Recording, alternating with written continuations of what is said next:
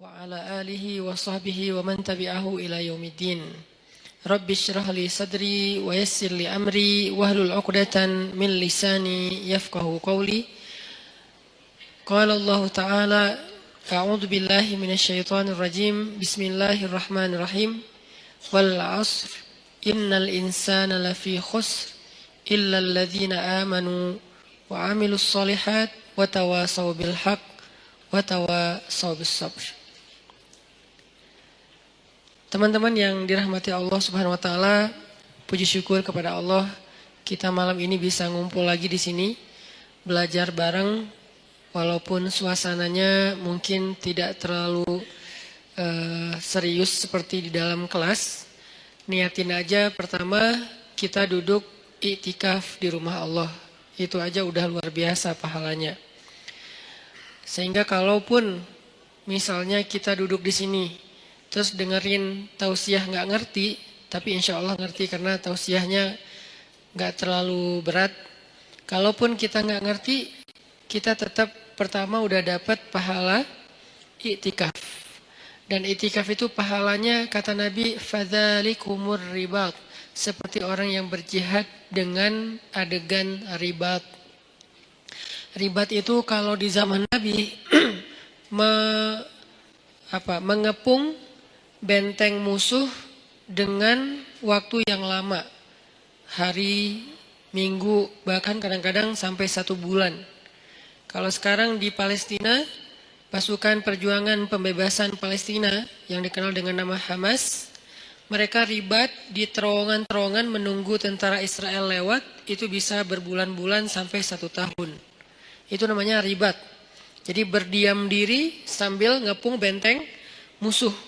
Nah, itu salah satu adegan paling membosankan dalam jihad. Kalau ketemu musuh langsung itu jelas. Atau kalau misalnya serang-serangan itu jelas. Tapi kalau ini nungguin. Ngapain kok ditungguin? Kenapa dikepung? Karena salah satu strategi jihad di zaman itu adalah mengepung benteng supaya orang-orang di dalam benteng itu menyerah karena kehabisan stok makanan. Akhirnya mereka nyerah. Dan ini cara paling sedikit kerugian nyawa itu paling sedikit lewat ribat karena hampir tidak terjadi peperangan. Termasuk Nabi ketika terjadi perang Khandak atau perang Ahzab itu kan menggali parit ya di sekeliling kota Madinah. Nah, musuh datang ngepung sehingga kaum muslimin nggak bisa keluar untuk mendapatkan logistik. Nah, dalam masa pengepungan itu Allah Subhanahu wa taala mendatangkan angin yang kencang dan dingin sehingga akhirnya pasukan Abu Sufyan atau pasukan orang kafir itu harus meninggalkan pos mereka dan terbukalah jalur akses logistik untuk kaum muslimin. Itu disebut dengan ribat. Dan orang yang melakukan ribat ini terkenal dengan sabarnya. Orang yang melakukan ribat terkenal ahli ibadahnya. Karena kalau mereka dalam kondisi ribat, nganggur, apalagi main game, terus habis baterai, nggak bawa power bank, kan susah ya. Nah, sehingga orang yang ribat, itu dia nggak entertain.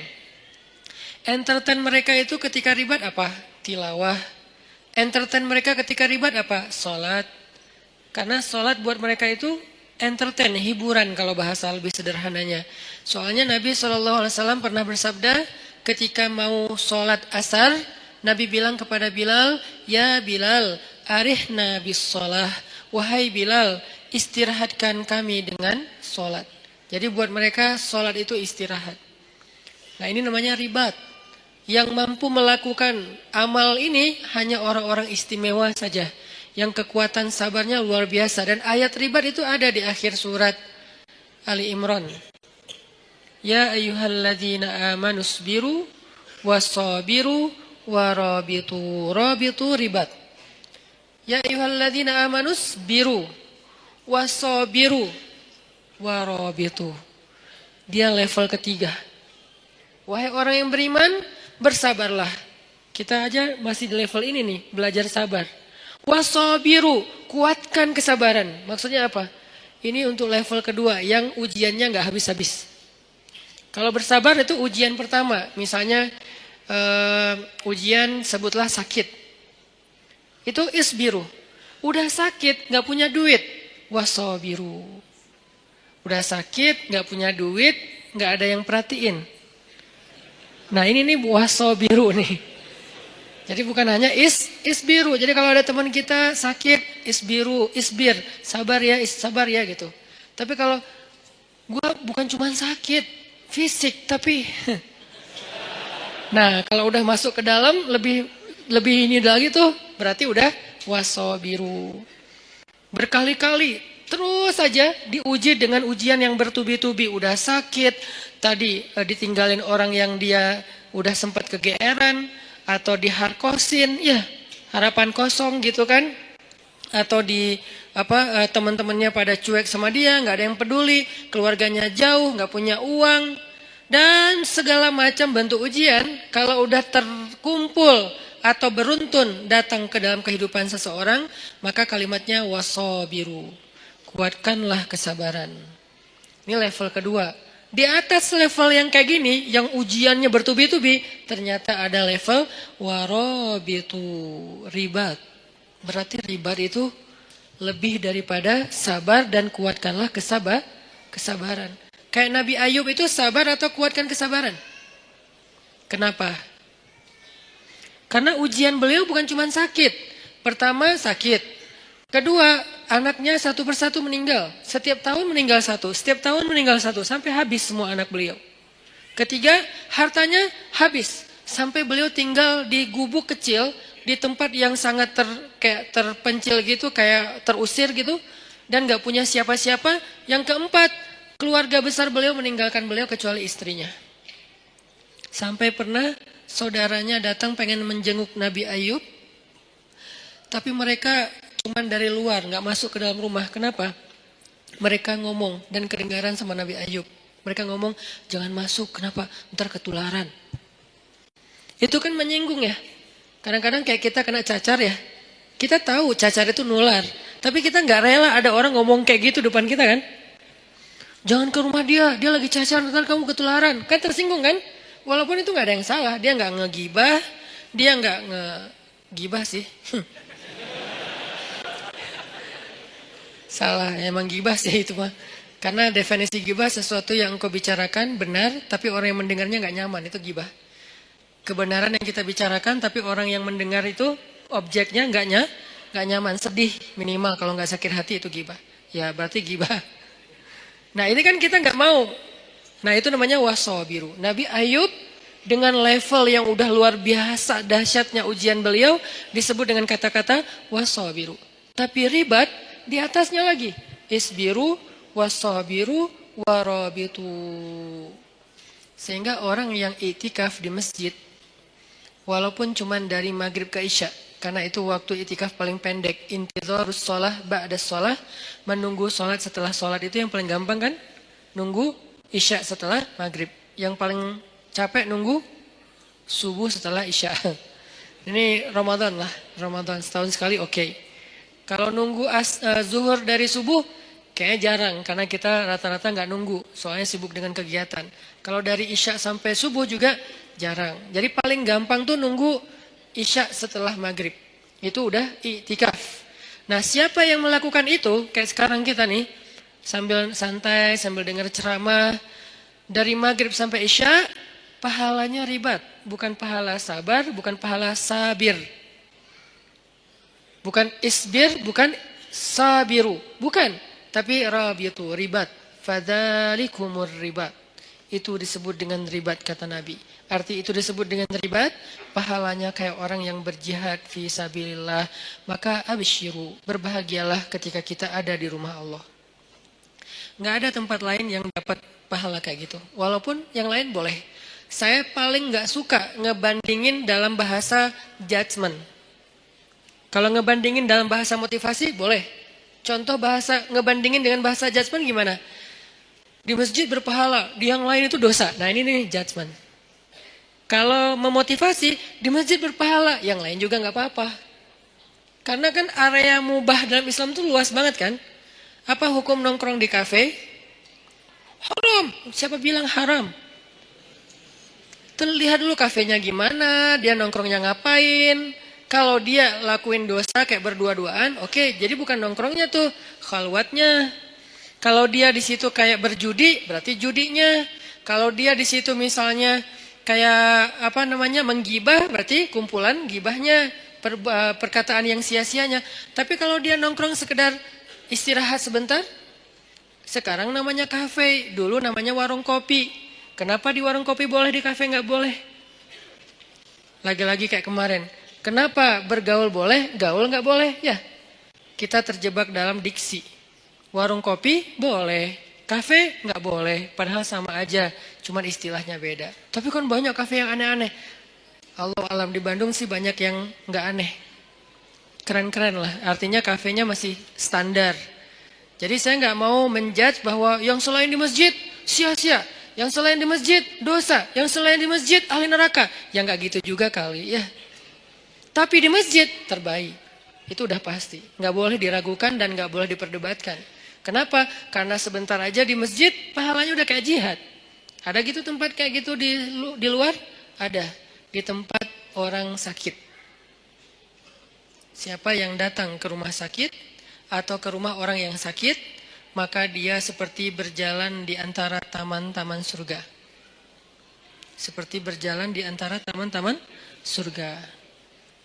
Itu maksud Nabi itu sebaik-baik tempat di muka bumi itu masjid, maksudnya motivasi, bukan ngebanding-bandingin terus coret semua selain masjid, nggak gitu juga.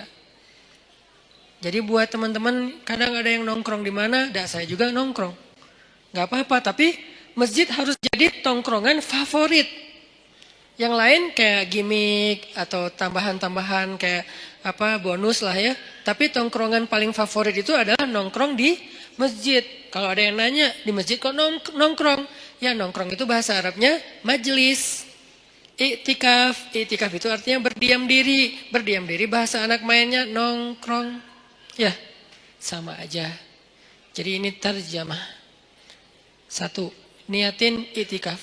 Niatnya gimana Ustadz? Saya i'tikaf. Udah selesai gitu.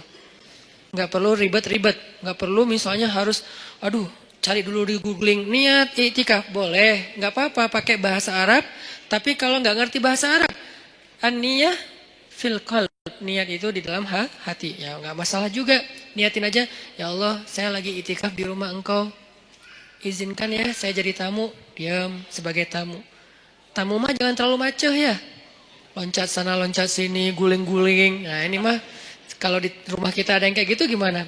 Anak kecil aja, dede, takut pecah inilah apa segala macam. Nah, apalagi rumah Allah. Bertamu tenang, saking tenangnya sakinah. Bangun-bangun udah azan isya gitu kan ya. Jadi niatin i'tikaf. Yang kedua, niatin benar-benar dari rumah tadi tuh. Pas teman-teman berangkat ke sini, niatin ngapain? Mau tholabul ilmi, mencari ilmu. Mencari ilmu, pahalanya gimana? Dari rumah ke sini dihitung sama malaikat. Berapa jaraknya? Nanti dikali sekian. Minimal kali 10. Minimal. Nggak ada yang kurang dari 10 dalam amal soleh dalam Islam tuh. Al-hasanatu bi'ashri amthaliha, kata ulama. Kebaikan itu 10 kali lipat. Dan itu diambil dari hadis. Minimal 10, maksimal bighairi hisab. Nggak ada batas. Itu maksimal. Sehingga kalau kita niatin datang ke sini pengen cari ilmu, selain tadi i'tikaf nongkrong di rumah Allah, karena rumah terbaik itu rumah Allah, saya senang aja, demen banget nongkrong di rumah Allah, nyaman gitu, dapat rahmat dari Allah, nah itu udah keren. Satu lagi cari ilmu, sehingga jarak dari rumah ke tempat kita ini, ke masjid, nanti dikali sekian oleh malaikat, mudah-mudahan dikalinya ribuan. Kalau dikali 1000, misalnya jaraknya, kalau dari rumah saya ke sini sekitar 1 kilo, berarti saya udah lebih didekatkan ke surga 1000 kilo. Jadi saya motong jalan ke surga 1000 kilo. Dari mana hitungannya Ustaz? Dari hisab. Dari padang mahsyar. Orang lain jalan 1000 kilo, itu berapa lama? Jalan kaki 1000 kilo teh. 1000 kilo dari sini mana? Sini Surabaya itu 700 kilo. Sini Surabaya balik ke Semarang. Nggak ada kerjaan.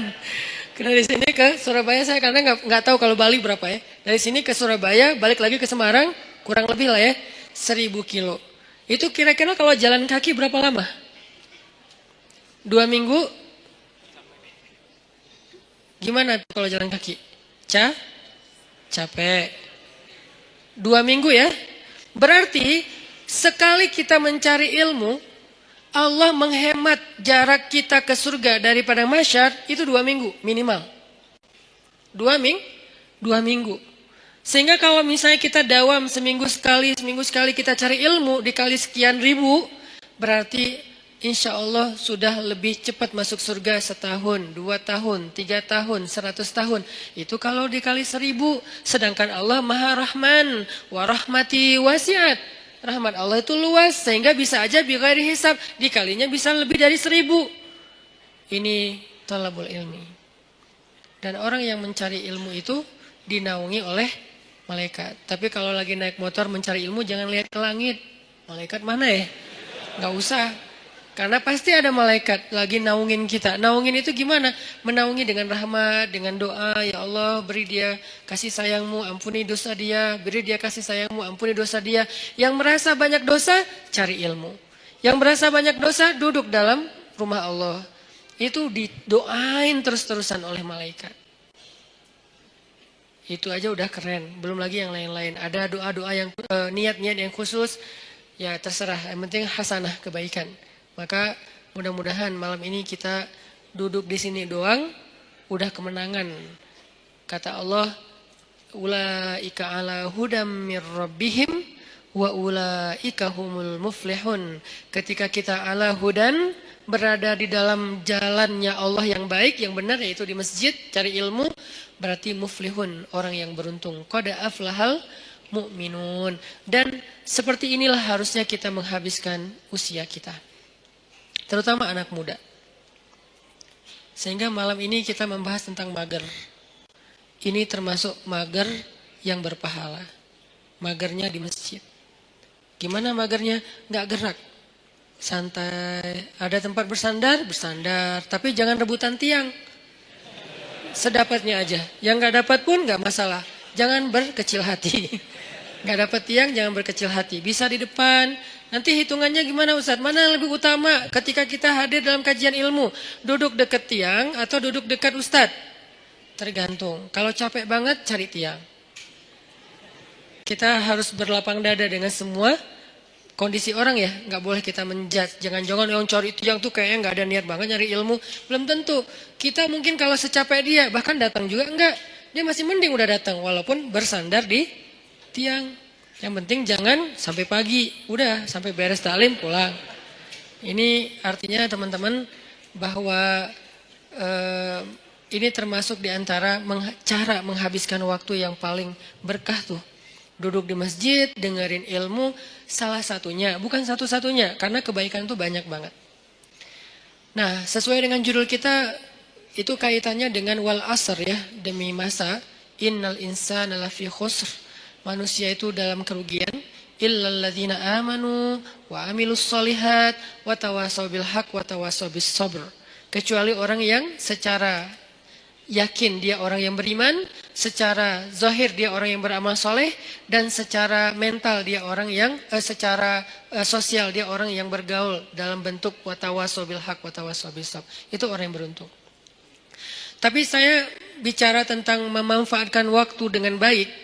Saya mau membawa kita ke sebuah hadis Nabi SAW tentang 7 golongan yang mendapatkan naungan Allah pada hari ketika tidak ada naungan kecuali naungan Allah.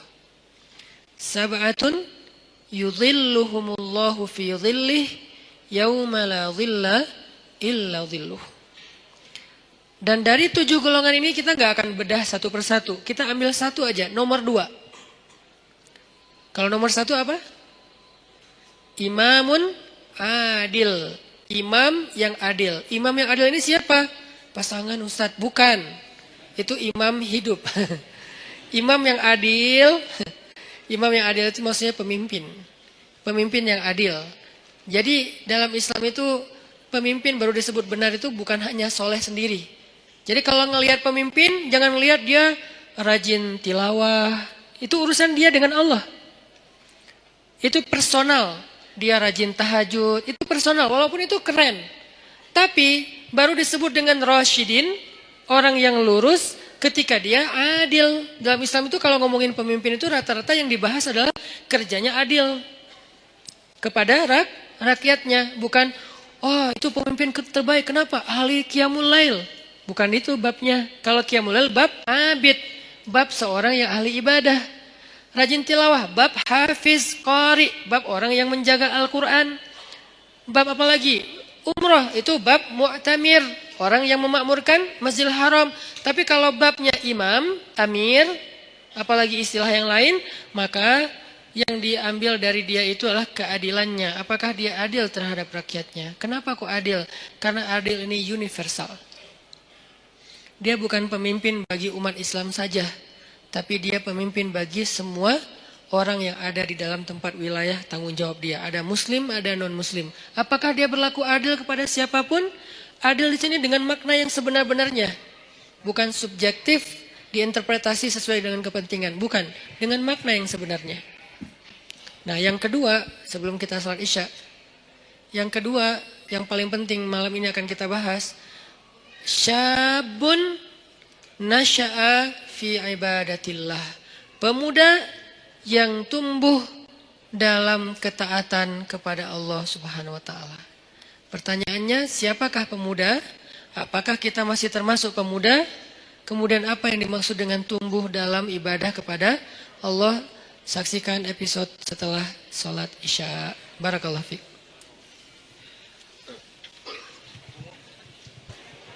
Bismillahirrahmanirrahim.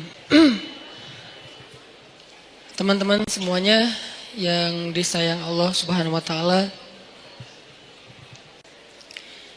Tadi kita membahas tentang niat kita hadir ke sini, dan itu juga salah satu di antara amal solih dan kebaikan yang kita dapatkan hanya dengan sekedar duduk di masjid. Kalau kita lelah, istirahat di masjid. Kalau kita galau, mengadulah kepada Allah di dalam masjid. Kita punya masalah, mintalah pertolongan Allah di dalam masjid. Jadi masjid itu harus jadi tempat favorit kita.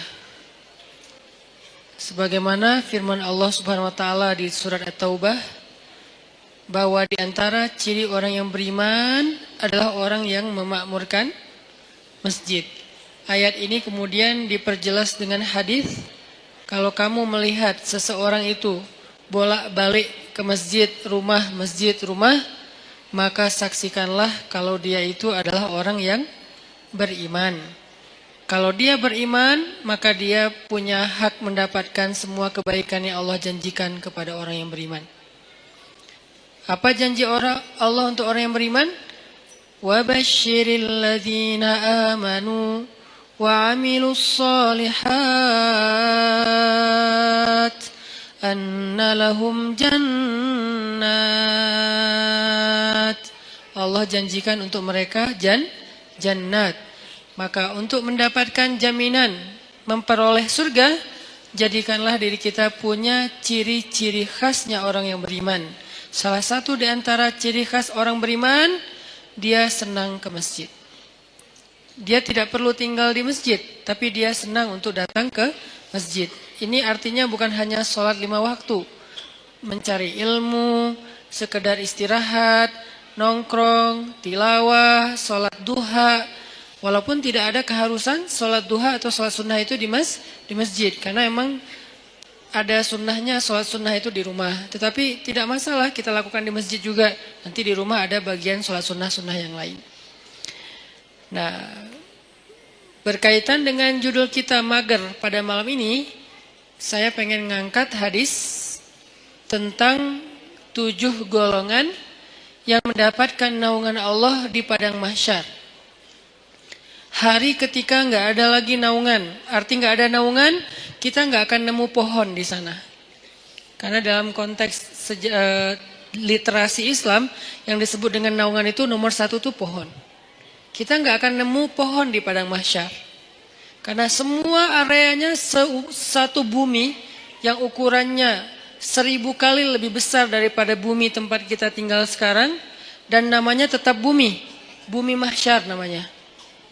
Kalau di akhir surat Ibrahim Allah nyebutnya Yauma tubaddalul ardu ghairal ardi was samawat. Hari ketika bumi yang lama sudah berganti dengan bumi yang baru. Earth yang lama berganti dengan earth yang baru. Earth yang baru itu disebut dengan Ardul Mahsyar. Kita nyebutnya padang mahsyar. Dalam teks Arab disebutnya Ardul Mahsyar. Terjemahan yang lebih tepatnya bumi mahsyar, planet mahsyar. Ukurannya 1000 kali lebih daripada ukuran bumi yang sekarang.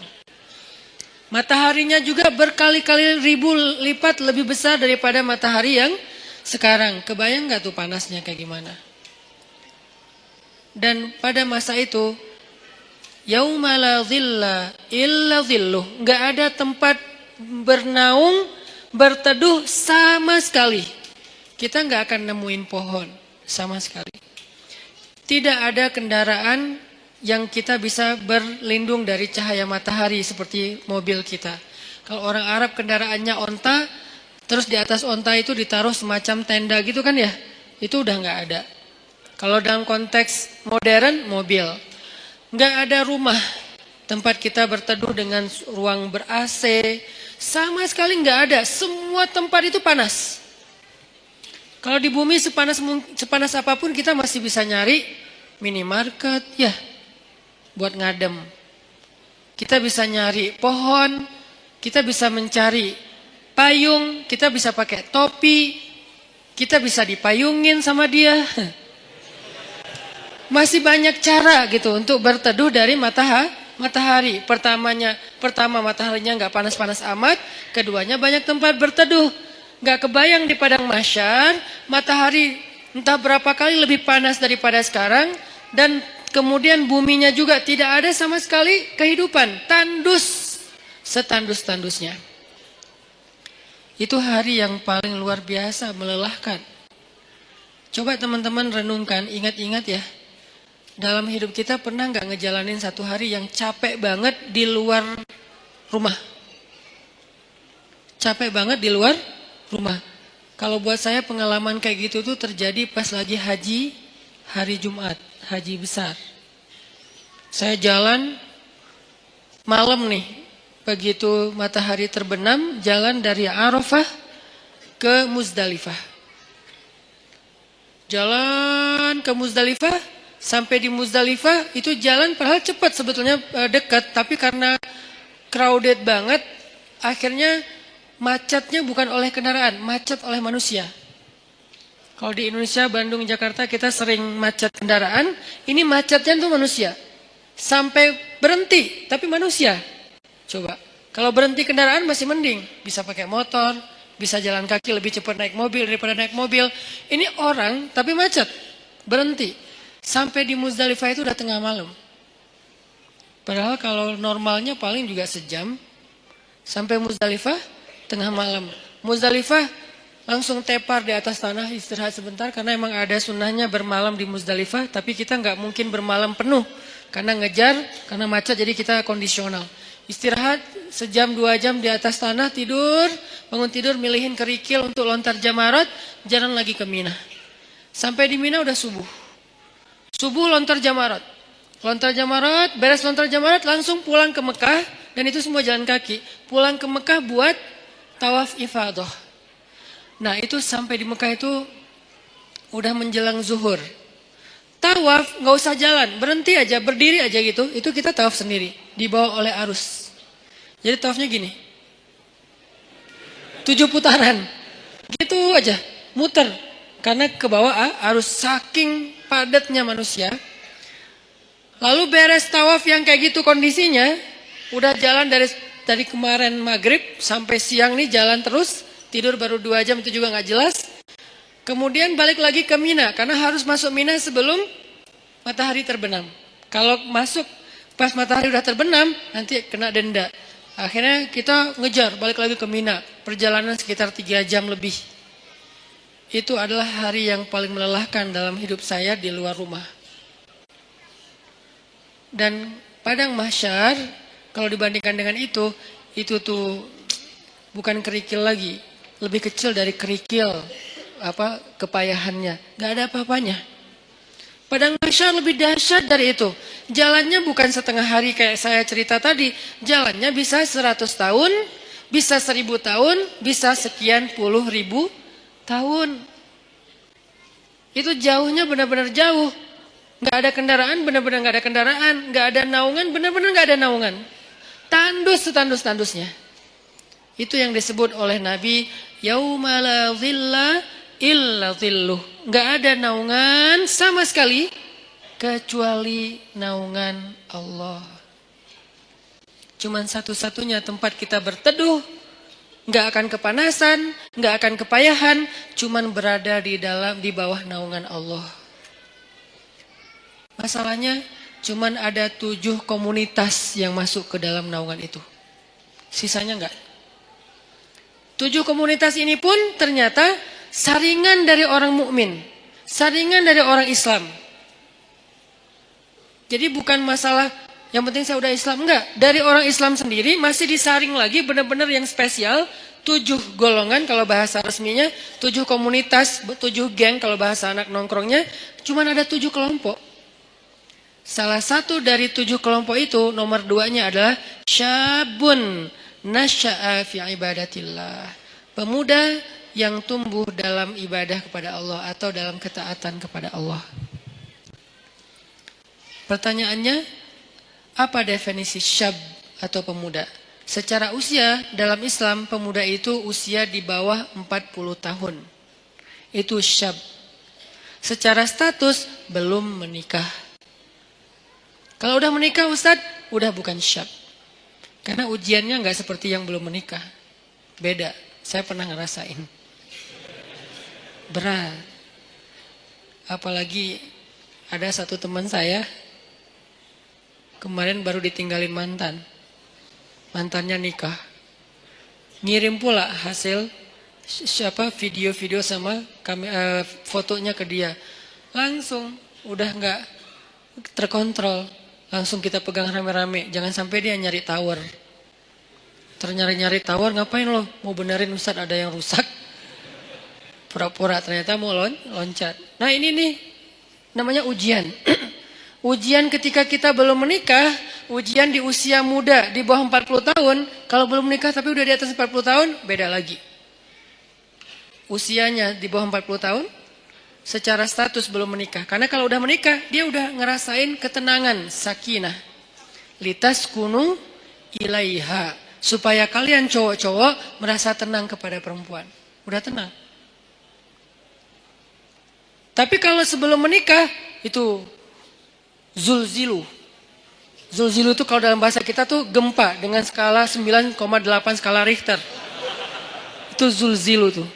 Sampai ada ayat zulzilu iza zulzilatil ardu, dan yang tahu banget ayat itulah jomblo. Zilzal, kehidupannya itu terguncang luar biasa. Ngelihat orang semuanya kayak dia paling sengsara di muka bumi. Ngelihat setiap orang tuh deg-degan, ngelihat cewek deg-degan. Dan apalagi ngelihat ceweknya crowd kayak gini gitu ya. Baru masuk di depan mall, aduh saya kok deg-degan ya. Zulzilu, guncangannya tuh luar biasa. Kalau yang udah sakinah, santai. Karena di sebelahnya ada istri. Kalau nggak ada istri, deg-degan juga. Intinya mah beda ujiannya. Karena beda ujiannya, maka beda pula rewardnya. Al-jaza ala qadril masyaqqah. Balasan Allah itu tergantung beratnya beramal. Buat yang masih sendiri beramal itu lebih berat. Kenapa? Karena zilzal dalam di batinnya itu kenceng. Godaannya tuh banyak. Mikirin itu nggak jelas apa yang dipikirin. Karena ya gitu kondisinya tuh antara kayak nggak ada kejelasan status. Apalagi dia udah sendiri digantung. Kan lebih nggak jelas lagi ya. Saya gimana? Berat statusnya. Nah ini nih ngeri banget ujiannya. Kalau dia nggak pegang Allah, dosanya itu bisa udah 1, 2, 3, dosa-dosa besar itu beruntun bisa dia lakuin. Udahlah kayak gitu, nggak tahu harus melampiaskan kepada yang halal, dia tinggal di antara kelompok masyarakat yang tidak terjaga, yang penuh fitnah, tinggal di kos-kosan, kos-kosannya campur cewek cowok, dan di situ itu anak-anak yang mungkin belum semuanya pada paham agama atau taat beragama, sehingga biasa aja ngobrol, keluar dari kamar itu pakai daster biasa. Itu kan zilzal kan, itu ujian yang berat. Terus harus kemana? Kalau yang udah nikah, pulang ke rumah. Kita pulang kemana? Zilzal kan, guncang. Gak usah diterusin kata-katanya. Masa saya harus bilang, ke kamar mandi Ustadz? Enggak lah. Makanya itu kan dosa kan? Jadi dosa juga nih. Terus gimana dong? Kita harus ngapain Ustadz? Nah disitulah ujiannya. Sehingga kalau dalam kondisi kayak gitu, dia bisa istiqomah, dia bisa tetap taat kepada Allah, itu dia istimewa banget. Lebih istimewa daripada yang udah nikah. Makanya buat yang udah nikah, udah mungkin kesempatannya bukan di nomor 2, di nomor 1, nomor 3, 4, sampai 7 kan. Tapi yang nomor 2 udah lewat. Karena dia nggak dapat lagi ujian seberat syab, anak muda. Ujiannya udah nggak kayak mereka. Saya pernah dengar 2 anak muda sama-sama lagi ngobrolin tentang perasaan. Itu nggak ada yang dengar. Dua-duanya ngomong dan curhat. Lo masih mending gua. Ya itu mah nggak ada apa-apanya gua. Terus aja masih sama-sama curhat. Saking zilzalnya tuh luar biasa. Dan saya senyum-senyum aja. Ustaz kok diam aja sih? Sakinah. Beda kita, beda nasib. Malah saya panas-panasin, saya telepon istri saya. Yang gimana, apa segala macam. Wah Ustaz mas sengaja. Telepon lagi sekali lagi. Kok 2 kali Ustaz? Ya gitu deh pokoknya. Wah makin zilzal mereka. Sampai ini kenapa Ustaz kita lagi gempa ya? Ini nih ujian anak muda. Makanya karena diuji kayak gini, akhirnya ya kalau dia bisa tetap istiqomah, konsisten, komitmen dengan batasan syariat, maka dia istimewa di sisi Allah. Dan juhdun, pengorbanan dia untuk menjaga diri dalam kondisi yang berat kayak gitu, itu yang Allah hargain nanti di padang mahsyar. Kesini wahai anak-anak muda, kumpul-kumpul. Yang mengikuti jejak Yahya alaihissalam, yang mengikuti jejak Maryam radhiyallahu anha, karena mereka 2 simbol, satu lagi Yusuf alaihissalam, 3 simbol anak muda yang di masa mudanya banyak godaan. Yusuf digoda, Yahya digoda, Maryam digoda, tapi istiqomah tidak berbuat dosa sampai Allah menentukan kebaikan setelahnya. Kebaikan Yusuf akhirnya menikah juga. Kebaikan Yahya akhirnya syahid. Kebaikan Maryam akhirnya diberikan anak tanpa punya suami. Allah menentukan nasib yang berbeda-beda. Tapi semasa mereka diuji, 3-tiganya itu simbol dari istiqomah. Benar-benar istiqomah. Keren banget tuh 3-tiganya. Maryam saking istiqomah, hampir gak kenal cowok dalam hidupnya. Hampir gak kenal cowok dalam hidupnya. Yusuf saking istiqomah, itu digoda sama cewek di dalam ruangan. Dan ceweknya itu bukan cewek biasa. Bukan hasil editan pas ketemu kok beda. Enggak. Ini cewek benar-benar cantik. Enggak diedit. Emang benar-benar cantik. Dan insya Allah semua ada di sini. Daripada mereka tiba-tiba pulang satu persatu ntar ya. Kok sepi di atas? Sebel sama Ustadz. Ini cewek benar-benar cantik. Cantiknya itu diakui. Jadi kayak Miss Mesir lah. Bertahun-tahun dia dapat piala Miss Universe malah, bukan Miss Mesir lagi. Itu cantiknya cantik beneran. Sampai direkam kecantikannya di dalam banyak riwayat. Dan dia udah nutup pintu, manggil Yusuf ke kamar, beresin kamar kotor. Datang aja Yusuf dengan polosnya. Bawa kemoceng, bersih-bersih. Pas sudah masuk kamar, ditutup pintunya dari dalam, dikunci. Ceweknya datang ke Yusuf, itu cewek ditaksirin, dikecengin semua orang cowok-cowok yang ada di Mesir. Semua berandai-andai seandainya saya jadi suaminya. Yusuf sekarang ada di dalam kamar berdua sama cewek itu. Yusuf juga bukan cowok biasa.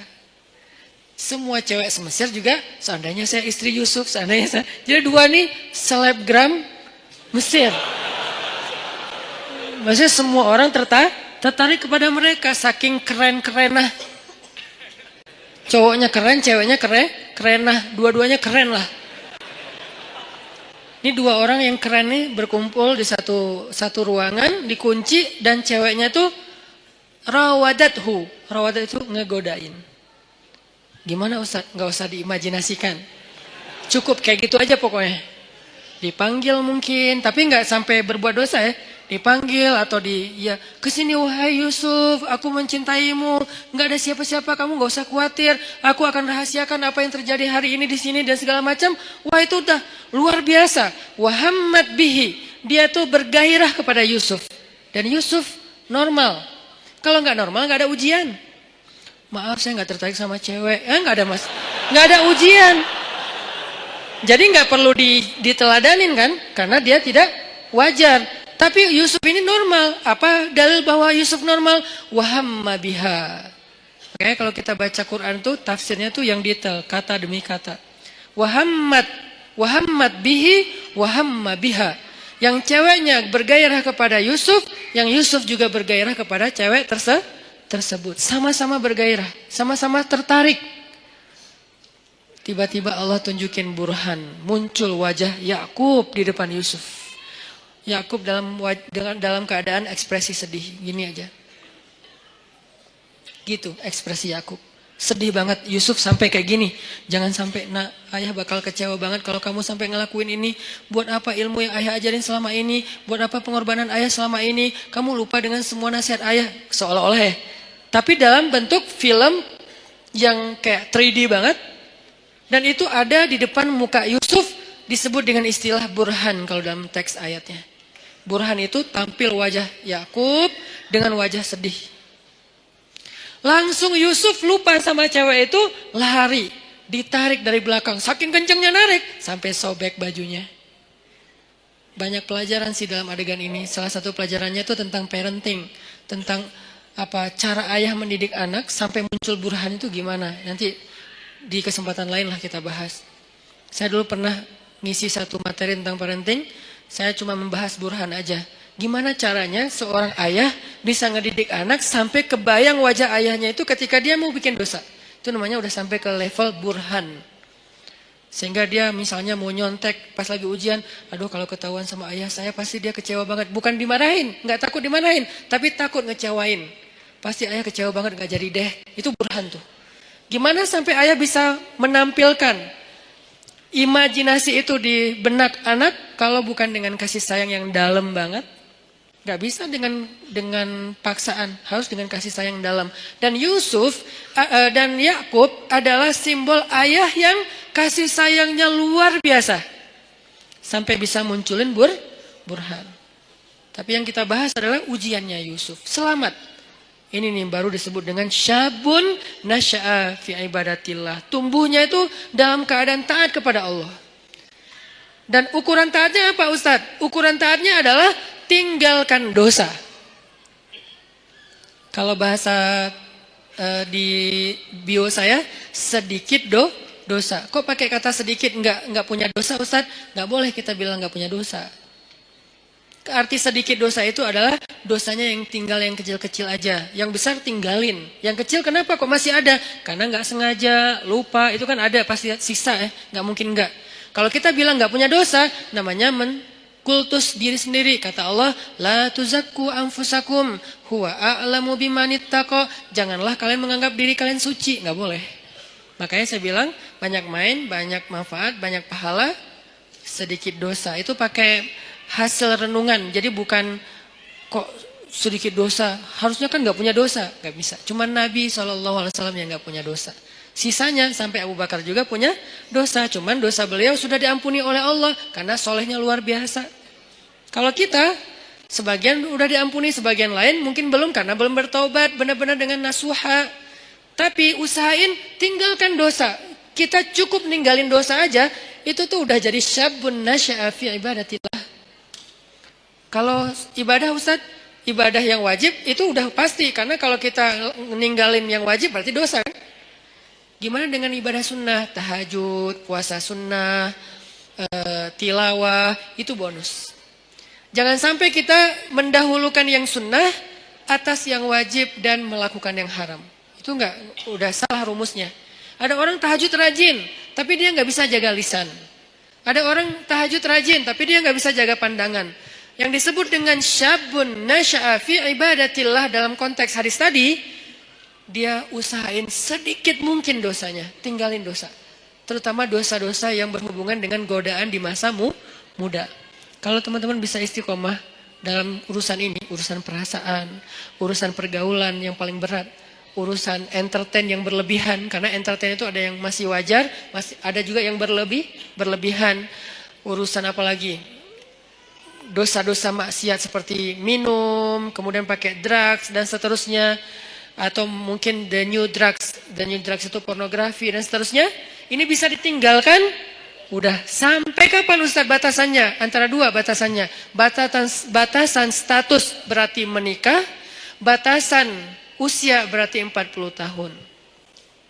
Kalau udah lewat 40 tahun, insya Allah ujiannya nggak seberat di bawah 40 tahun.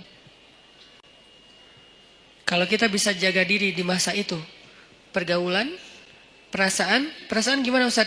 Jangan terlalu mudah jatuh hati kalau belum halal. Ustaz itu kan gak disengaja, jangan diikutin. Kadang-kadang dia emang gak disengaja, munculnya itu dari setan. Yuwaswisu fi sudurinas. Ih, cantik ya. Udah jangan diterusin, jangan dibahas. Begitu kita sekali klik, udah gitu dibahas, maka itu jadi sebuah episode.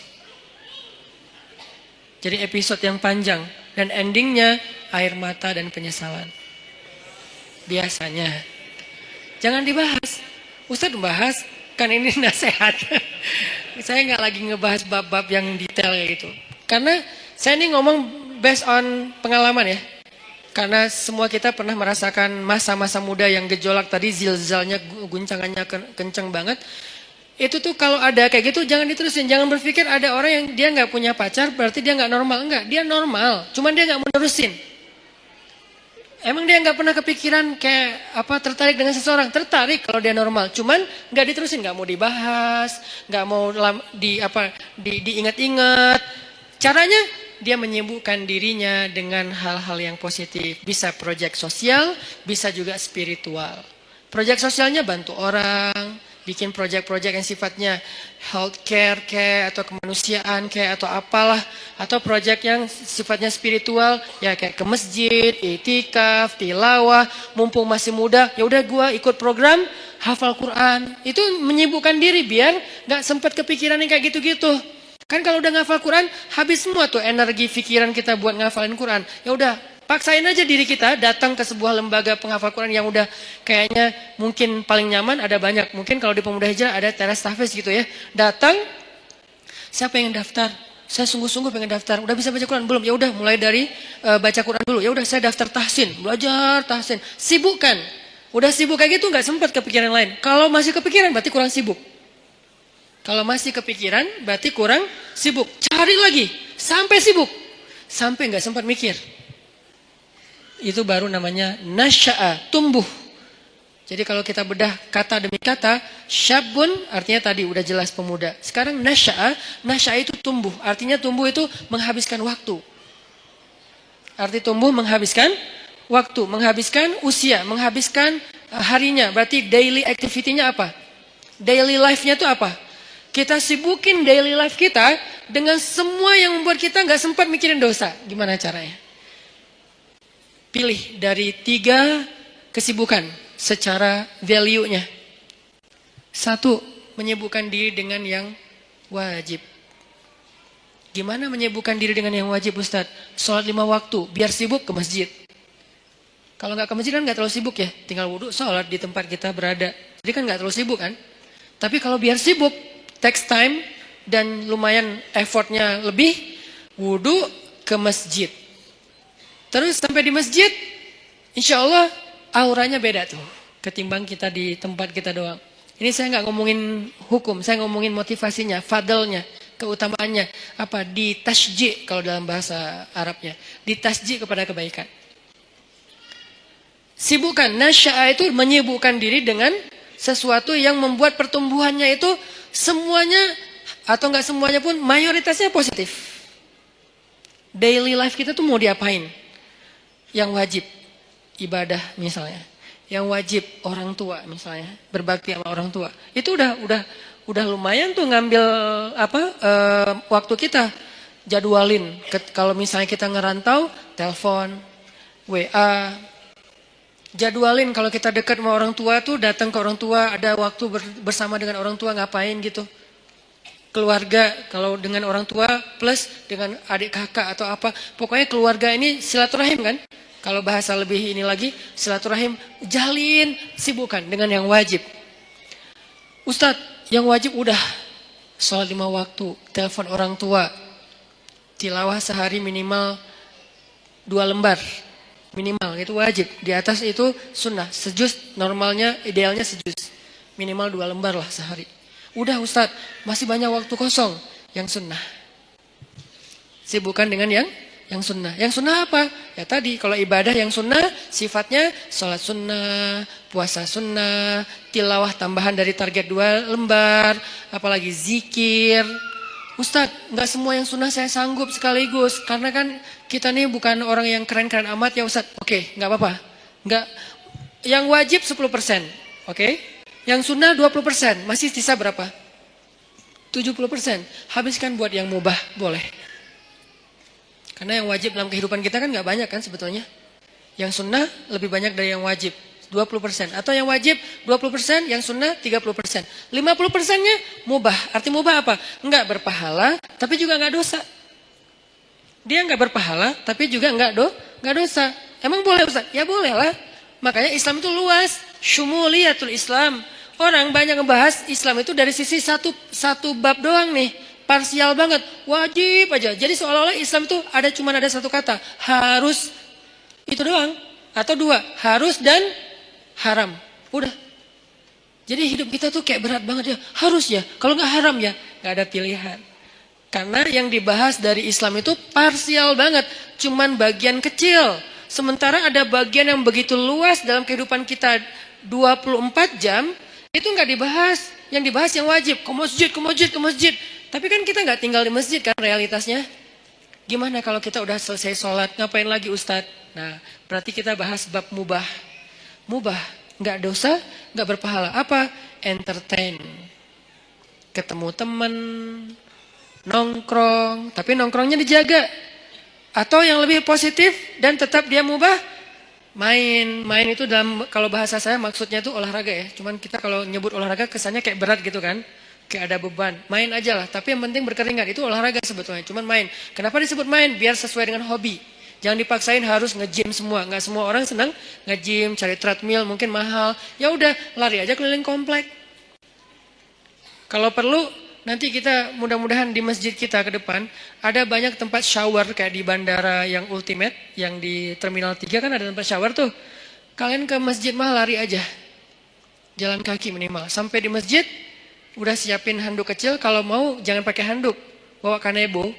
Tapi kanebo yang bagus ya. Bukan kanebo pas digosok gini kulitnya nempel di kanebo atau kanebonya nempel di kulit misalnya. Kanebo yang bagus ya. Karena itu paling praktis kalau ini saya tahunya dari teman. Kalau ke laut gitu kan kita sering mandi tuh. Habis berenang, mandi, habis main air, mandi pastinya.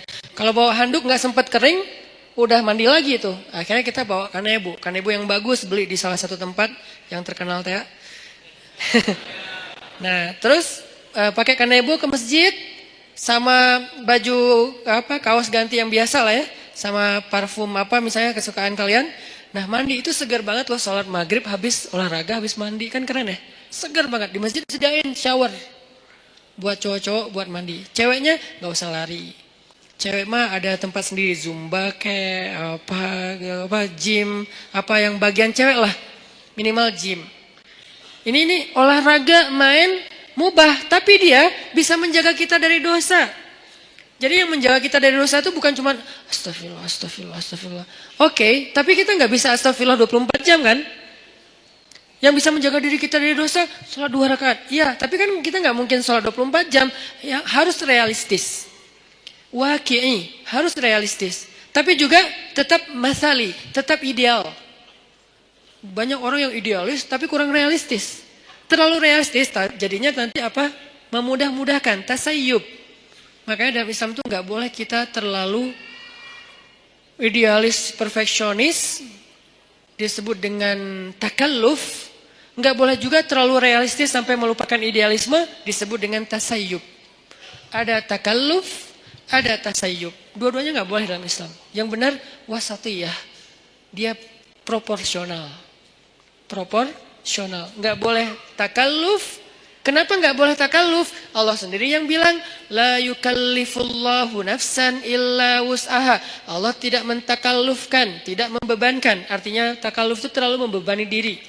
Jangan juga tasayyub yang terlalu meringan-ringankan masalah. Semua jadi boleh. Maka bermainlah di tengah. Di tengah di sini maksudnya bukan terombang-ambing, bukan, proporsional. Yang wajib dilakukan, tapi kan tetap nggak mungkin 24 jam wajib. Yang sunnah dilakukan, tapi itu bonus-bonus. Maka sebagian besar usia kita itu ternyata dihabiskan untuk porsi yang ibahah, yang mubah. Apa dalilnya? Salah satu dalilnya adalah kaidah fikih. Al-aslu fil asya ibahah. Dasarnya segala sesuatu adalah boleh. Dasarnya segala sesuatu adalah boleh. Berarti habiskan. Nasya'a, tumbuhnya, itu dalam hal-hal yang dibolehkan Allah. Tapi juga bukan berpahala. Dan juga tidak berdosa. Gak apa-apa. Olahraga, nyalurin hobi, ke bengkel kayak ngulik mesin atau apa. Kalau cewek lebih ke skillnya cewek apa mungkin. Skill cowok apa, life skillnya dibangun terus. Supaya dia ketika nanti jadi punya pasangan, life skill dia itu bermanfaat untuk pasangannya. Kalau cewek, life skill seorang cewek yang lebih identik itu apa? Life skill seorang cowok itu lebih identik itu apa misalnya? Kita belajar life skill, itu mubah. Dan dulu sahabat, banyak yang mengasah sisi life skill mereka dengan berdagang, dengan bertani. Sehingga ketika ada sebagian sahabat yang berkebun datang ke Nabi nanya soal perkebunan, Nabi bilang apa? Kalian lebih ngerti tentang masalah skill perkebunan daripada saya. Karena itu urusan dunia. Udah kalian ulik aja sendiri. Saya cuma ngasih batasan, jangan curang, jangan apa, batasan nilai. Tapi secara teknis kalian lebih ngerti. Udah aja kembangin. Yang senang komputer, belajar startup digital. Sekarang lagi era startup. Anak-anak muda Indonesia tuh harus ngerti startup. Supaya dia dominan, eksis di dunia digital. Supaya nggak terus-terusan jadi orang yang ikut program orang, ngedownload. Tapi harusnya dia bisa bikin orang ngedownload program dia yang hobinya di komputer. Yang hobinya apalagi kembangin produk-produk aplikasi sosial media yang versi yang lebih lebih ketimuran atau apalah istilahnya supaya dipakai karena itu sesuatu yang chance-nya besar loh di zaman sekarang. Banyak hal yang bisa kita kembangin. Itu maksudnya nasya'ah, tumbuh. Arti tumbuh itu dia punya sesuatu yang semakin bermanfaat dari dirinya untuk orang lain, growing. Secara skill dia growing, secara mental dia growing, secara fisik dia growing, tumbuh. Maryam alaihissalam tumbuh. Sehingga Allah menyebutnya dengan istilah apa? Di surat Ali Imran. Fataqabbalaha rabbuha biqabulin hasan wa ambataha nabatan hasan. وَكَفَّلَهَا Zakaria. Allah menerima Maryam dengan penerimaan yang baik. Menerima di mana? Untuk punya kamar di Masjidil Aqsa. Yang tadinya nggak boleh perempuan punya ruang di Masjidil Aqsa menurut tradisi Yahudi. Bukan agama Yahudi, tradisi Yahudi. Kalau agama langit dari dulu laki-laki dan perempuan itu sama-sama dihargai. Ketika agama ini mulai dirubah, maka nilai ini juga berubah. Sampai orang Yahudi bukan lagi punya agama, punya tradisi. Bukan punya syariat, tapi punya kepercayaan. Tradisi orang Yahudi di masa Nabi Zakaria dan Maryam, cewek itu nggak boleh sholat di masjid. Jadi kalau ada yang bilang Islam itu tidak mengangkat kehormatan perempuan, berarti dia nggak ngerti Al-Quran. Dia nggak belajar sejarah, dia asal ngomong. Banyak orang asal ngomong sekarang tuh. Kalau kita belajar Al-Quran, sejarah gimana Al-Quran itu sangat mengangkat harga diri perempuan. Itu banyak banget ceritanya. Salah satunya Maryam. Maryam itu mendobrak tradisi Yahudi loh, yang sekarang dielu-eluin, di Tomorrowland bendera Israel itu berkibar dengan begitu tinggi kan ya. Paling banyak bendera di Tomorrowland kan bendera Israel kan. Kita lihat di mapnya pesawat, rata-rata pesawat internasional, nggak ada Palestina, adanya Israel. Dan saya sangat tersinggung. Karena yang benar adalah Palestina. Artinya yang kita bangga-banggain, moderat lah, cerdas lah, apa segala macam. Seolah-olah mau diikutin agama mereka, tradisi mereka pelan-pelan. Justru mereka menghancurkan dan meremehkan perempuan. Perempuan dijadikan pajangan. Apakah itu yang dianggap dengan menghargai perempuan? Sesuatu yang dipajang itu kan berarti jadi barang. Yang berharga itu nggak boleh dipajang. Yang berharga itu ditaruh di box. Boxnya ditaruh di dalam sebuah peti atau di dalam sebuah loker, dalam lemari, lemarinya dikunci, kamar dikunci, pintu dikunci, gerbang digembok. Namanya safety box. Saking berharga. Karena kurang berharga di display. Siapa aja boleh nyentuh, siapa aja boleh lihat, siapa aja boleh bolak-balik. Taruh lagi, datang lagi yang baru, bolak-balik naruh lagi. Kenapa? Kurang berharga. Sekarang kalau kayak gitu, kira-kira siapa yang lebih menghargai perempuan? Yang menjaganya dengan menutupnya, dengan menjaga batasan, jangan terlalu banyak bergaul ke semua laki-laki, kecuali yang ada urusan-urusan yang penting saja. Atau yang buka-bukaan, display di banyak produk, di banyak event, di banyak festival. Mana yang lebih menghargai perempuan? Kalau mau dilihat dari sisi realitasnya. Baca nanti sejarah Maryam. Maryam tuh mendobrak tradisi Yahudi. Yang tadinya perempuan ditolak di masjid. Masjid Al-Aqsa. Ditolak. Datang Maryam dibawa oleh Zakaria. Ramai tuh di antara rabi-rabi Yahudi. Orang-orang pemuka agama Yahudi debat. Wahai Zakaria, kamu sudah mencoreng tradisi nenek moyang kita. Mana pernah di Masjid Al-Aqsa ini ada perempuan. Mereka lupa bahwa agama ini berasal dari seorang laki-laki yang punya istri, yang punya anak perempuan, yang punya ibu. Manusia biasa yang tidak jauh dan tidak bisa lepas dari kehidupan seorang perempuan. Mana pernah di Masjid Al-Aqsa itu ada perempuan dan gak boleh perempuan itu rendah. Gak boleh dia sama dengan laki-laki. Itu tuh doktrin Yahudi loh. Perempuan itu rendah sehingga dia tidak boleh diberikan hak yang sama dengan laki-laki. Perempuan itu hina, jadi nggak boleh masuk ke masjid yang mulia. Laki-laki doang yang mulia dan boleh masuk. Itu tradisi Yahudi sebelum datangnya Maryam. Datang Maryam, Allah takdirkan namanya pun Maryam. Dan tahu arti Maryam? Khadimah. Maryam itu artinya pelayan masjid. Itu arti Maryam. Saya memberi nama anak saya dengan kata Maryam, berharap dia melayani agama. Makanya saya kasih nama Maryam. Jadi saya tahu asal-usul nama itu, sehingga saya bangga dengan nama Maryam. Bukan, pasaran Ustadz, biarin aja. Pasaran mungkin namanya, tapi sejarahnya gak pasaran. Coba cari sejarah seperti Maryam, ada gak yang nomor 2? Gak ada, cuma ada 1. Sejarah orang kayak Maryam, ada 2-nya gak? Gak ada, cuma ada 1. Yang sekeren itu. Kalau ada sejarah yang lain, beda cerita. Khadijah keren, beda cerita. Fatimah keren, beda cerita. Asiyah keren, beda cerita. Tapi yang kayak Maryam, gak ada, cuma 1. Yang paling kerennya, dahsyatnya luar biasa. Bahkan di antara 4 perempuan sempurna ini, sebagian ulama berpendapat Maryam nomor 1-nya. Jadi saya kasih nama Maryam, saya berharap ya Allah, kelak mudah-mudahan anak saya ini Maryam menjadi khadimah lidinik, menjadi pelayan untuk agamamu. Arti melayani agama, dia memperjuangkan agama dengan potensi yang dia miliki. Maryam, makanya takdirnya bernama Maryam khadimah di Masjidil Aqsa. Akhirnya debat adu dalil. Setelah adu dalil kalah nih rabi-rabi karena memang mereka bukan nabi kan, ngelawan Zakaria yang nabi, yang cerdas, yang bijaksana. Akhirnya Allah berfirman, "Fataqabbalaha Maryam biqabulin hasanin." Allah menerima Maryam dengan penerimaan yang baik. Maksudnya Allah memuliakan Maryam. Berubahlah tradisi Yahudi sejak saat itu. Sejak Maryam masuk ke Masjid Al-Aqsa, perempuan-perempuan Yahudi mulai boleh masuk ke Masjid Al-Aqsa. Alasannya, tuh Maryam boleh, masa kami nggak boleh? Akhirnya boleh. Ini sejarah gimana agama-agama langit yang ditutup dan disempurnakan dengan Islam sangat menghargai perempuan. Tapi kan banyak laki-laki muslim tidak menghargai perempuan. Itu namanya human error. Bukan sistemnya yang error. Bukan syariatnya yang error. Orangnya yang error. Dan dia tidak mewakili Islam. Dia mewakili dirinya sendiri. Akhirnya Maryam tinggal di situ. Lalu ada kalimat wa ambataha nabatan hasana. Lalu dia tumbuh di sana dengan pertumbuhan yang baik. Nah, ini yang berkaitan dengan tema kita. Tumbuh dengan pertumbuhan yang baik. Bisa nabata, bisa nasya'ah. Kenapa untuk Maryam pakai kata nabata? Malam ini agak sedikit banyak ngulas tafsir ya. Kenapa Maryam pakai kata nabata tidak nasya'ah?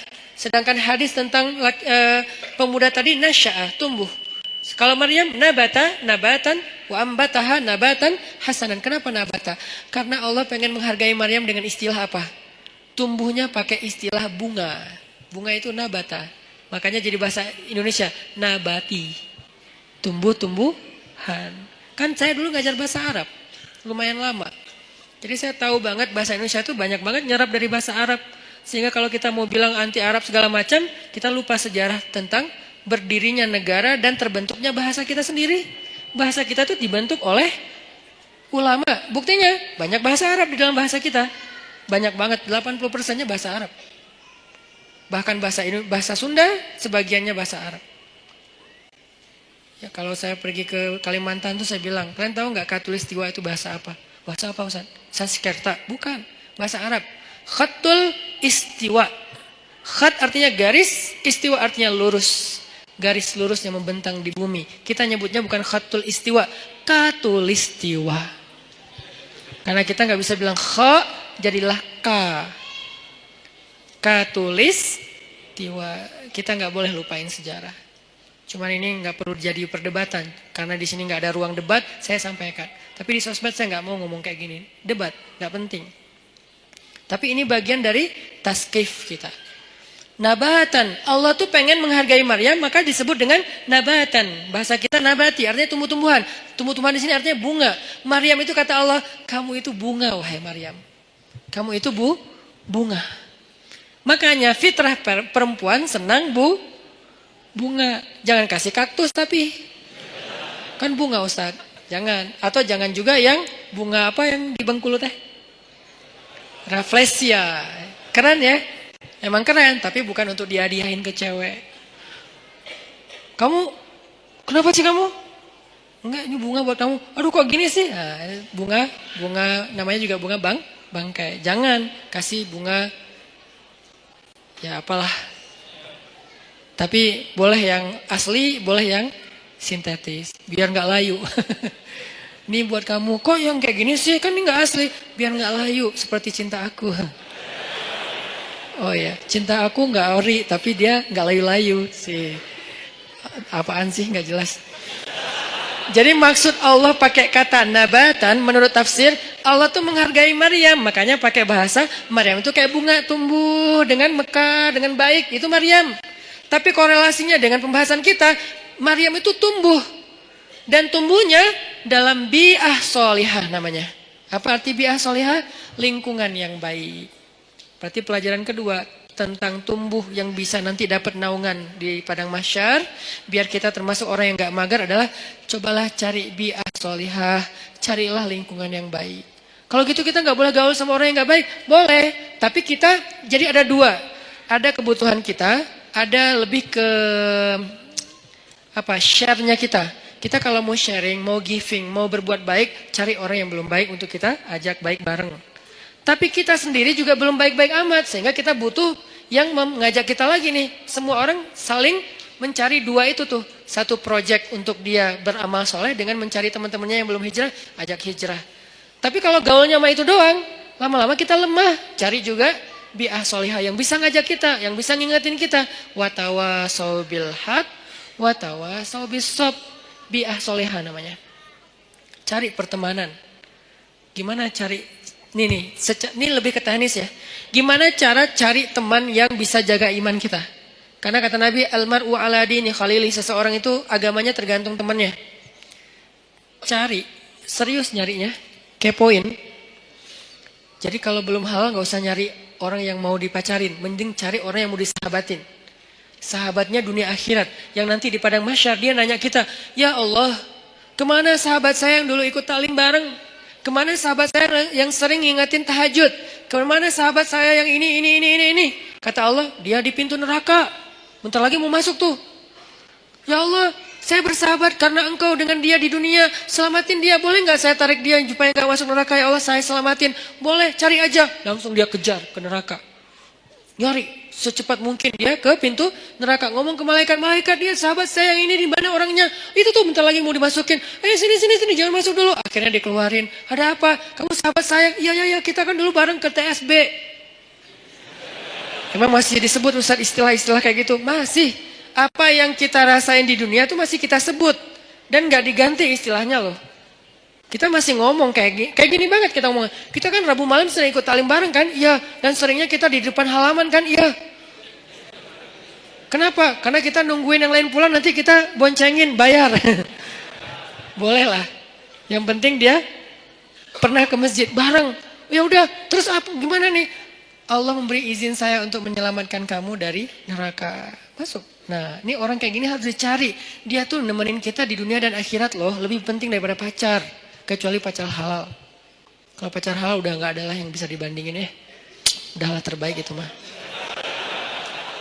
Tapi kalau ini mah beda project. Pacar halal kan untuk membahagiakan kita ya. Kalau ini untuk menyelamatkan kita. Bukan membahagiakan. Mungkin dia gak akan ngebahagiain kita. Jangan berharap kita bahagia bareng dengan dia. Aneh. Ustaz saya udah bahagia dengan dia. Aneh ya.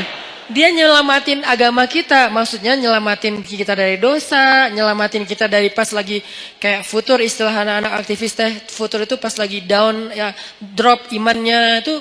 Dia nyelamatin. Caranya gimana? Cari orangnya yang agamanya bagus. Arti agamanya bagus. Dia tuh kayak lebih stabil kesolehannya daripada kita. Walaupun dia bukan orang yang suci. Kalau dia berbuat salah sesekali jangan langsung pundung. Wah ternyata sama aja. Udahlah saya cari yang lain. Nggak ada orang yang suci. Susah nyarinya dan gak akan ketemu. Mau balik lagi ke zaman Nabi, gak mungkin. Jadi cari orang yang lebih stabil ibadah atau agamanya dari kita. Ada orang kayak gitu, udah pegang tuh. Deketin dia. Bujuk dia, biar dia mau bersahabat dengan kita. Bujuk pakai apa aja, kasih hadiah, kayak bantu dia ketika dia ada masalah. Saya punya teman kayak gitu beberapa orang. Sengaja saya pegang banget tuh. Salah satunya ada di Tasik. Yang dulu sempat tinggal di Bandung, beliau pernah jadi supir angkot. Kemudian ketemu saya di Masjid Al-Latif. Kemudian kenalan. Beliau jadi curhat, saya kerja di angkot sekarang udah mulai agak susah dapat pelanggannya, udah sepi angkot sekarang Ustaz. Ya udah, yuk kita usaha yang lain. Bikin usaha bareng dia, jual pulsa yang 60 cabang itu bareng dia. Biar dia terdongkrak lah ke penghasilannya. Udah gitu main di mobil, jual beli mobil bekas juga bareng dengan dia. Sampai akhirnya dia jual kue keliling pakai motor. Motornya saya hadiahin motornya. Butuh apa? Oh ya kayak lebih enak daripada jual beli mobil bekas. Karena kita berapa kali jual beli mobil bekas rugi. Gak tahu cara milih mobil, ketipu aja ya. Jadi akhirnya udahlah, kita gak usah jual beli mobil bekas gitu ya. Mending kita yang lain aja. Apa dong gitu. Akhirnya dia mikir-mikir, dia survei. Udah saya mau jual roti aja, naruh-naruh di warung. Kan butuh kendaraan. Saya kasih hadiah motor. Gak mahal sih, semampu saya waktu itu beli motor bekas, saya kasih ini Pak pakai aja motornya. Wah alhamdulillah Ustaz, alhamdulillah. Doa, nah doain ini yang saya nunggu-nunggu nih. Semoga Ustaz rezekinya bertambah dan segala macam. Benar, langsung Allah buktikan. Semoga makin bahagia, benar. Langsung, suamiku keren banget sih. Gitu. Itu tuh kan yang paling berharga ya, dihargain cewek kan. Itu tuh benar. Jadi saya jaga. Dia akhirnya mungkin karena ya Allah yang lebih tahu yang terbaik. Akhirnya dia gak sukses juga tuh bisnis roti. Pindahlah balik ke kampungnya karena anak istrinya di Tasik. Dia di Bandung kan kasihan ya. Ketemunya cuma 2 minggu sekali. Akhirnya udahlah Pak ke Tasik aja nanti. Di sana butuh apa saya support. Di Tasik dia jual sayur. Pakai motor yang tadi saya kasih. Terus mau buka warung. Bantuin buka warung. Kenapa? Saya pengen dia ingat saya setiap kali dia punya masalah. Sehingga kelak ketika saya punya masalah di akhirat, dia yang akan bantu saya. Di dunia, kalau dia punya masalah, saya bantu dia. Di akhirat, saya punya masalah, dia bantu saya. Itu prinsip saya tuh. Karena saya tahu ibadah dia. Dia pernah nginap di rumah saya waktu masih di Cimahi. Kan rumah saya tuh di tengahnya ada courtyard, courtyard. Maksudnya ada ruang terbuka gitu. Ruang terbuka di belakang baru ada kamar buat tamu. Jadi biar nggak nyampur dengan ruang utama. Jadi tamunya bebas, istri bebas di rumah. Jadi nggak harus pakai hijab terus. Nah malam nih jam 1 malam saya bangun ke dapur dengar orang nangis di belakang. Ngeri kan? Jam 1 malam dengar orang nangis. Ngeri banget kan ya? Itu horor banget loh. Tapi berhubung waktu itu saya penasaran, saya buka pintu dapur, saya ngeliat pelan-pelan, saya buka. Nih pokoknya kalau ada yang aneh gua tendang nih. Buka pelan-pelan udah siap-siap gitu kan. Ternyata dia lagi sholat di courtyard, di ruang terbuka itu. Karena ternyata hobi dia itu sholat di ruang terbuka emang. Tahajud. Dia lagi sholat, nangis dalam sholatnya. Gini. Dan saya berharap pas dia nangis itu, dia nyebut nama saya. Itu kan yang paling berharga kan. Karena mungkin buat dia, saya paling berkesan dalam hidup dia. Sering nolongin, sering jadi hero lah. Sehingga dia pasti nyebut di dalam doa itu yang saya harapin. Saya ngintip, Masya Allah. Nah ini berarti ini orang nih harus saya pegang nih. Saya tolong dia di dunia nih, biar dia tolong saya nanti di akhirat. Sampai ini minggu depan saya niat mau ke Tasik lagi, mau ngasih dia hadiah karena anaknya mau nikah. Mau ngasih hadiah yang istimewa, biar dia ingat saya. Nanti pas di padang mahsyar saya berharap, ya Allah, itu usahanan di mana? Itu tuh masih nggak jelas tuh. Siapa tahu mungkin nasib saya nggak jelas, Allah alam, tapi mudah-mudahan nggak sih ya. Tapi kan kita nggak tahu ya, nggak boleh terlalu sok kegeeran juga kan. Oh saya kan ustadz, udah nggak butuh lah yang gitu-gitu. Siapa bilang? Emang ustadz udah paling suci? Teman-teman aja nggak tahu aib-aib kita karena Allah menutupi aib. Jadi tetap aja nggak boleh kegeeran, tapi juga jangan putus asa main di tengah tadi. Jangan kegeeran sok soleh, jangan putus asa merasa nggak ada apa-apanya di tengah. Berjuang untuk lebih soleh, tapi wajilat wa qulubuhum wajilah, hati mereka tetap khawatir, tetap takut. Nah, saya berharap minimal saya ada garansi nih. Begitu saya agak-agak ada rada-rada aneh-aneh nih di pada mahsyar, dia ngomong ke Allah, "Ya Allah, dulu saya motor dikasih sama dia. Warung saya disupport sama dia. Saya keluar dari angkot dulu gara-gara dia. Makanya saya hidup nggak jelas di dunia teh." Gara-gara dia semua nih. Ya Allah, dia udah banyak nolongin saya. Tolong dia dong ya Allah. Boleh nggak saya tolongin dia? Karena nih orang benar-benar ahli ibadah. Saya bareng dengan dia pernah jadi driver saya juga. Bareng dengan dia nyetir ke Jakarta. Ke Sukabumi.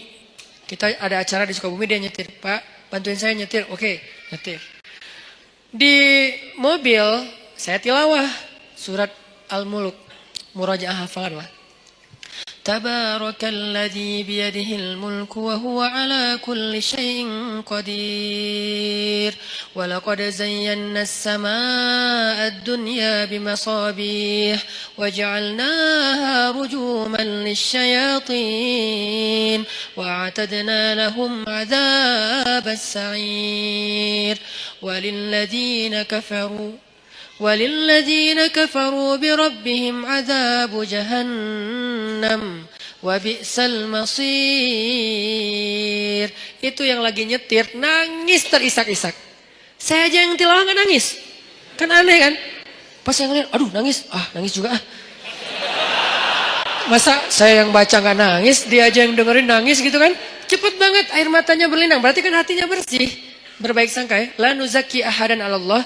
Kita nggak menganggap seseorang suci di depan Allah, tetapi kita berbaik sangka. Hatinya bersih, lebih bersih dari saya. Makanya dia lebih mudah nangis daripada saya. Sabar banget sama anak-anak tuh, megang banget dia, luar biasa pokoknya. Nah ini nih saya pegang nih orang nih, nggak boleh jauh. Butuh apa? Saya support. Butuh apa? Saya harus punya kelebihan sedikit harta biar kalau ada dia butuh apa-apa saya pasti ngasih. Cuman itu yang bisa saya lakukan. Karena kalau fisik nggak bisa bantu dia fisiknya lebih kuat. Kita bikin mukhayam tuh di Ciwidey, bikin mukhayam anak-anak pemuda hijrah. Becek-becek, kita lagi berhenti istirahat dulu mau bangun tenda, dia bangun sendiri tuh. Dia cangkul semuanya. Pokoknya nih kita nyebutnya dia itu ini, istilahnya itu Hulk, kayak Hulk, tenaganya kuat banget. Malam di gunung, di Leweng, kita lagi kemah-kemahan gitu nggak jelas. Malam-malam jam 1 malam kan kita mau tahajud nih. Turun ke sungai kan. Yang pertama di sungai udah mandi tengah malam tuh dingin-dingin di Ciwidey dia. Datang-datang. Kita yang lain tunggu teman. Baru turun ke sungai bareng. Jangan sendiri-sendiri gitu kan. Dia mah kita lagi nunggu yang lain, bangun. Pura-pura ngebangunin teman, padahal nggak berani turun. Bangun. Udah mau jam 1 bentar lagi kiam. Bangun. Pas kita udah pada bangun, dia datang. Hah, Pak, kok segar banget? Habis mandi Ustaz. Di mana? Di sungai. Ustaz saya anterin. Saya pura-pura gengsi gitu dong ya. Nggak usah, bisa sendiri gitu. Tapi dia maksa, saya curiga. Sampai sekarang saya tahu kenapa dia maksa nganterin saya. Karena dia baru ngelihat sesuatu di bawah. Makanya dia maksa, dia khawatir. Dia sayang banget sama saya, dia kayak khawatir gitu. Jangan, ntar Ustaz diganggu atau apa. Ustaz saya anterin. Nggak usah Pak, nggak usah. Udah Bapak, kan udah selesai wudhu kan. Ya udah, tahajud aja duluan. Saya nyusul, saya bilang. Nggak usah. Dalam hati saya, anterin dong. Ngeri nih. Kan itu tengah hutan. Siapa tahu ada yang lewat putih-putih. Ayat kursi saya hilang. Tiba-tiba hafalan saya apa ya? Udah hafal lupa gitu kan. Aduh ngeri banget gini. Pak Ustaz saya anterin. Nggak usah. Anterin. Akhirnya maksa dia duluan. Dia pas saya wudhu di bawah di sungai itu dia kayak was-was banget. Saya perhatiin kok dia was-was gini ya. Terus pas kita udah naik, yang lain pada datangnya rame-rame. Jadi dia udah rame tuh. Besok-besoknya saya tanya. Dia bilang udah nggak apa-apa Ustaz, nggak apa-apa. Tapi saya yakin sampai sekarang dia pasti ada sesuatu, makanya dia maksa banget. Nggak pernah dia ekspresinya kayak gitu, karena saya kenal dekat sama dia. Tapi dia nggak pernah sekuatir itu sama saya. Ini bukan nakut-nakutin ya. Tapi emang menakutkan sih, ngeri. Jadi maksudnya teman-teman, intinya adalah itu tuh cara kita nyari bi'ah solihah. 1, 2, 3. Kalau ada 40, targetnya 40. Kenapa 40 Ustaz? Hadis. Kalau seseorang meninggal dunia disolatkan oleh 40 orang solih, dijamin terbebas dari azab kubur, api neraka, pasti masuk surga. 40 dengan kualitas kayak dia, itu gak gampang loh nyarinya. Bukan 40 orang, 40 orang soleh.